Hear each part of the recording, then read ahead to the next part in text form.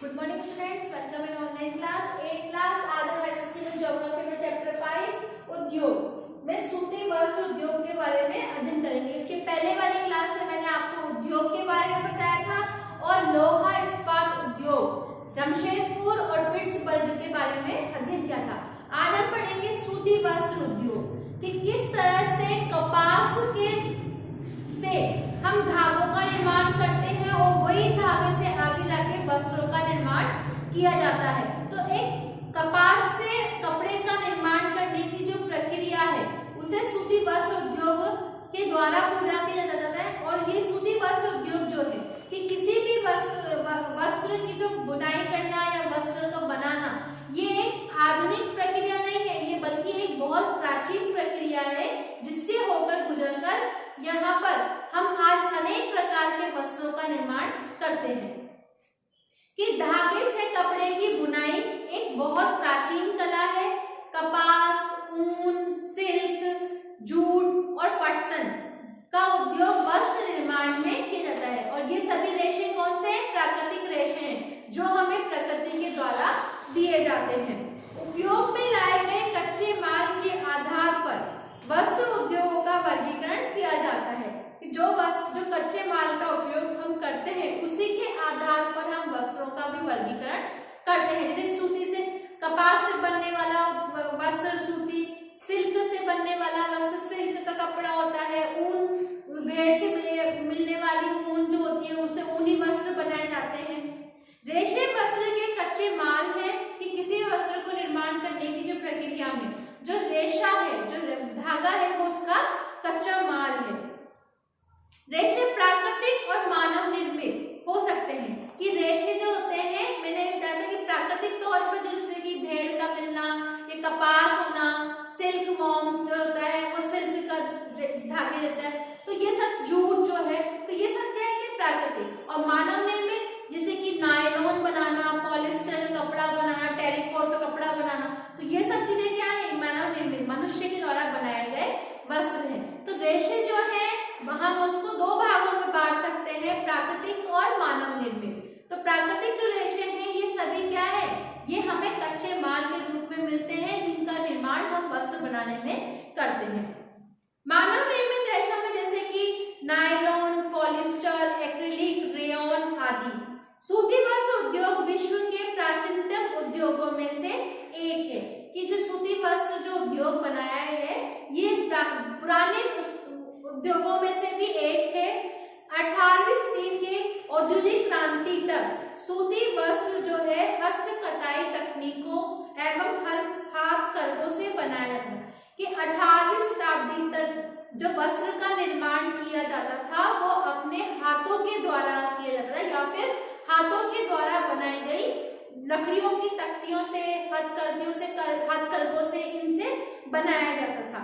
लेकिन 18वीं सदी में पावर लूम ने अब पहले ब्रिटेन में और बाद में विश्व के अन्य दूसरे भागों में सूती वस्त्र के उद्योग में विकास की प्रक्रिया ला दी थी और उसको और आगे की तरफ लेते गए थे। आज भारत जैसे कि चीन, जापान और संयुक्त राज्य अमेरिका सूती वस्त्र के उत्पादन में बहुत महत्वपूर्ण भूमिका निभा रहे हैं। भारत में अत्युत्तम गुणवत्ता के सूती वस्त्र उत्पादन करने के लिए गौरवपूर्ण परंपरा रही है। हमारे भारत में बनने वाला सूती वस्त्र उस समय बाहर विदेशों में उसकी बहुत मांग थी, क्योंकि अपने यहाँ का पतला, महीन और डिजाइनर से युक्त कपड़ा बनता था जिसको बाहर विदेशों में उसकी बहुत मांग की जाती थी। ढाका, मसलन मछलीपट्टनम की चिंट, कालीकट की कैलिको, बुरहानपुर का, सूरत का और वडोदरा के सुनहरी जरी के काम वाले सूती वस्त्र जो थे वो गुणवत्ता में अति और डिजाइनरों के लिए पूरे विश्व में विख्यात थे। लेकिन हाथ से बने होने के कारण सूती वस्त्र का उत्पादन जो था वो बहुत महंगी प्रक्रिया थी और उसमें उनको समय भी बहुत अधिक लगता था। इसीलिए परंपरागत सूती वस्त्र उद्योग पश्चिम के नए वस्त्र मिलों की प्रतिस्पर्धा नहीं कर सका, क्योंकि जो फैक्ट्रियों में बनता था वो जल्दी बनता था और उसकी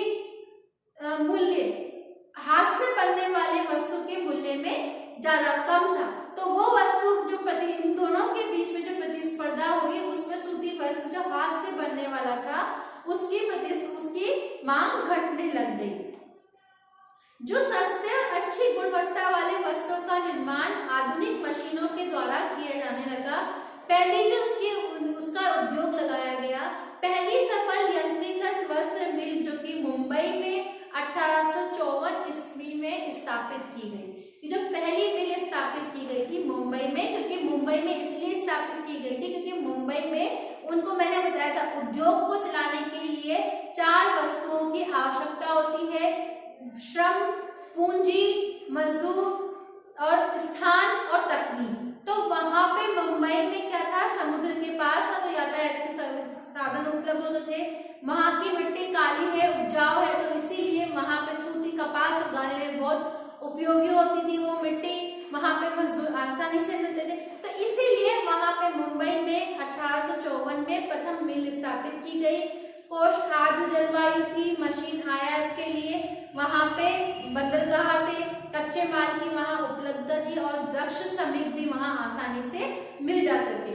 प्रारंभ में ये उद्योग महाराष्ट्र और गुजरात राज्य में अनुकूल आर्द्र जलवायु के कारण ही पनपा था, लेकिन वर्तमान में आर्द्र कृत्रिम रूप से उत्पन्न की जा सकती थी और कच्ची कपास शुद्ध होती थी एवं वस्तु उत्पादन प्रक्रिया में इसका वजन कम नहीं होता था। इसीलिए भारत के विभिन्न भागों में आधुनिक समय में ये फैलता गया और यहाँ पे अनेक स्थानों पर इसके उद्योग भी लगाए जाने लगे, जैसे कि कोयम्बटूर, कानपुर, चेन्नई, अहमदाबाद, मुंबई, कलकत्ता, लुधियाना, पुडुचेरी, पानीपत और अन्य कई क्षेत्रों में इनका निर्माण किया जाने लगा। अब भारत में तो था अहमदाबाद, कि अहमदाबाद गुजरात में साबरमती नदी के किनारे पर स्थित है। 1859 में यहाँ पे पहली सूती वस्त्र मिल उद्योग स्थापित किया गया। ये यथाशीघ्र ही मुंबई के बाद भारत का दूसरा सबसे बड़ा वस्त्र निर्माण का उद्योग बन गया। अहमदाबाद को प्राय भारत का मैनचेस्टर कहा जाने लगा और अनुकूल अवस्थिति या कारक के कारण, मतलब जलवायु के कारण अहमदाबाद में सूती वस्त्र उद्योग का विकास भी होने लगा। अहमदाबाद कपास के उत्पादन में बहुत जलवायु जो थी वो बहुत अच्छी थी और यहाँ पे कच्चा माल भी आसानी से उपलब्ध हो जाता था। जलवायु कताई एवं बुनाई के लिए भी आदर्श थी और यहाँ पे मिलों की स्थापना भी उपयुक्त थी।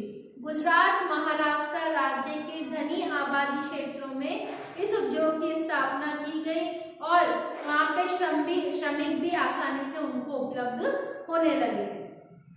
सुविकसित सड़कें और रेल मार्गों का जाल जो था वो सूती वस्त्र को देश के विभिन्न भागों में आसानी से पहुंचाने में मदद करता है। इस तरह इसकी बाजार की तरह सरल पहुंच उपलब्ध हो गई। नजदीकी मुंबई और मशीनों का निर्माण या सूती वस्त्र का निर्यात यहाँ पे सुविधाजनक होने लगा। परंतु हाल के कुछ वर्षों में अहमदाबाद के सूती वस्त्रों की बहुत समस्याएं आने लगी।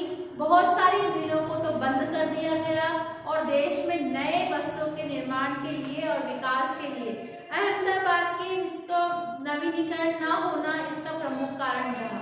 क्योंकि यहाँ पे जैसे आज हमने कुछ चीज खाई है तो आज अगर हम लगातार खाएंगे तो वो हमें पसंद नहीं आती, तो नई चीजें, तो वैसे ही उद्योगों में भी नवीनीकरण बहुत जरूरी था, मशीनों के नवीनीकरण के। तो जो कुछ मिलें बंद हो गई उसके परिणाम स्वरूप उनमें नवीनीकरण नहीं होना, ये इसकी एक सबसे बड़ी समस्या उत्पन्न होने लग गई थी। अब है ओसाका। ये तो अहमदाबाद हमने भारत में पढ़ा था, अब ओसाका जो था ये विश्व में था। ओसाका जापान का एक बहुत महत्वपूर्ण वस्त्र निर्माण केंद्र है या ये जापान का मैनचेस्टर के रूप में भी जाना जाता है। ओसाका में सूती वस्त्र उद्योगों का विकास कई भौगोलिक कारणों से हुआ है। ओसाका के चारों ओर का विस्तृत मैदान सूती वस्त्र मिलों के विकास के लिए आसानी से उपलब्ध हो जाता है। यहाँ की जलवायु भी आर्द्र है और यहाँ पे श्रम भी आसानी से मिल जाता है। कच्चे माल को लाने और ले जाने के लिए भी उत्तम व्यवस्था है और यहाँ पे ओसाका का जो वस्त्र उद्योग है वो पूर्णतः आयातित कच्चे मालों के ऊपर निर्भर है। कपास मिस्र, भारत, चीन और यूएसए से आयात की जाती है। परिष्कृत और अधिकांशतः निर्यात भी की जाती है। यद्यपि देश का ये उद्योग महत्वपूर्ण उद्योग है, लेकिन हाल ही में ओसाका के सूती वस्त्र उद्योग का स्थान अन्य उद्योगों जैसे कि लोहा इस्पात उद्योग, मशीनरी, जहाजरानी जी, ऑटोमोबाइल्स, विद्युत उपकरण या फिर सीमेंट बनाने में भी, अन्य उद्योगों में भी इसका इस्तेमाल होने लग गया है। ठीक है, आपका चैप्टर फिनिश है, आप सबको समझ में आ गया होगा। Thank you, have a nice day.